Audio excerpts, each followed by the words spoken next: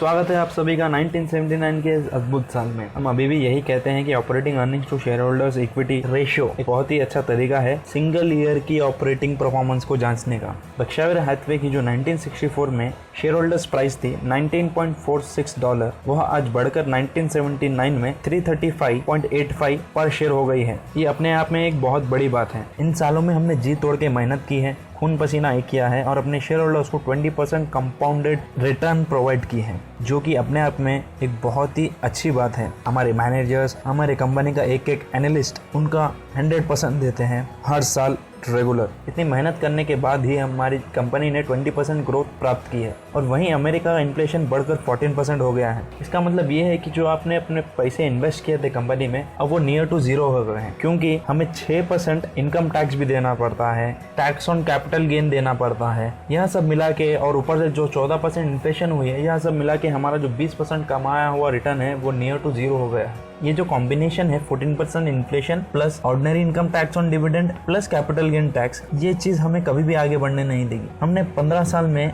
खून पसीना एक किया है। हम जहाँ भागे थे आज फिर वहीं आगे ठहर गए हैं।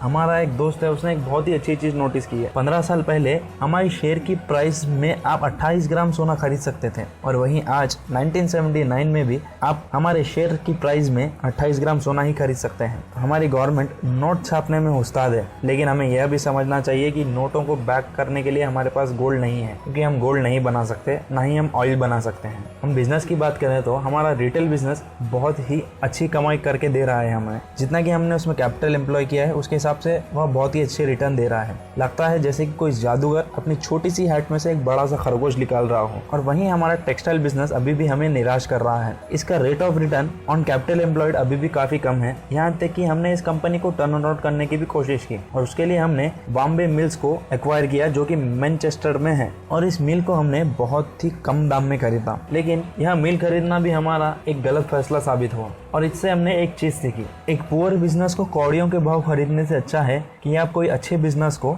सही दाम पे खरीदो। अब आता है हमारा इलिनॉइस बैंक। इस बैंक ने हमें हर साल रिकॉर्ड तोड़ कमाई करके दी है और इस साल भी इसने 2.3% रिटर्न ऑन एसेट्स कमाए हैं, जो कि इससे 3 गुना बड़े साइज के बैंक कमाते हैं। पर बैंक होल्डिंग कंपनीज एक्ट 1969 के मुताबिक हमें 1980 में इस बैंक को डाइवर्स करना होगा और यह आखिरी साल है इलिनॉइस बैंक का हमारे साथ। लेकिन हम इसे बेचने के समय इस बात का सही से ध्यान रखेंगे, जो इसे खरीद रहा हो वह इसके मैनेजमेंट में ज्यादा दखल अंदाजी ना रखे, क्योंकि इसका मैनेजमेंट अभी बहुत ही अच्छी तरीके से काम कर रहा है।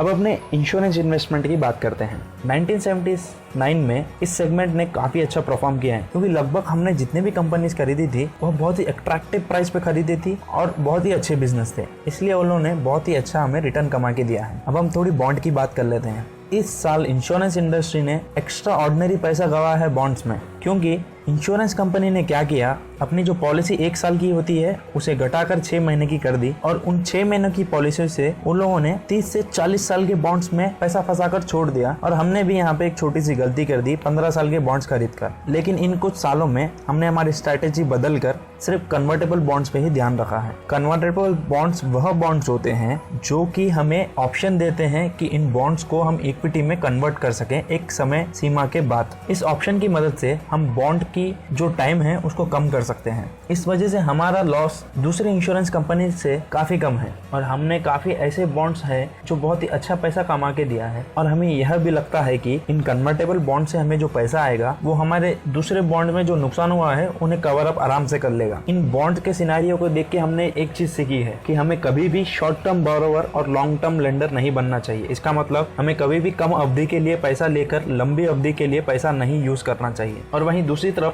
बॉन्ड से अगर हम कंपेयर करें इक्विटीज को, तो हमें हमारे इक्विटी इन्वेस्टमेंट पर बहुत ही भरोसा है, क्योंकि हमने जो भी बिजनेसेस में इन्वेस्ट किया है उन्हें हमने बहुत ही अट्रैक्टिव प्राइस पे खरीदा है। वह बहुत ही एक्स्ट्रा ऑर्डिनरी बिजनेसेस हैं और उनका मैनेजमेंट बहुत ही तगड़ा है।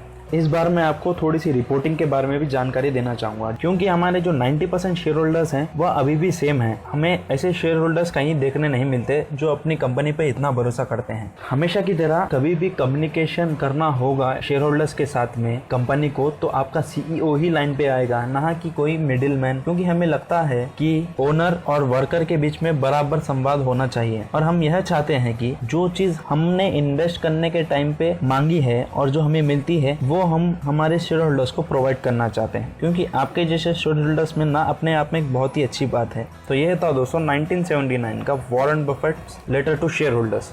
Thank you.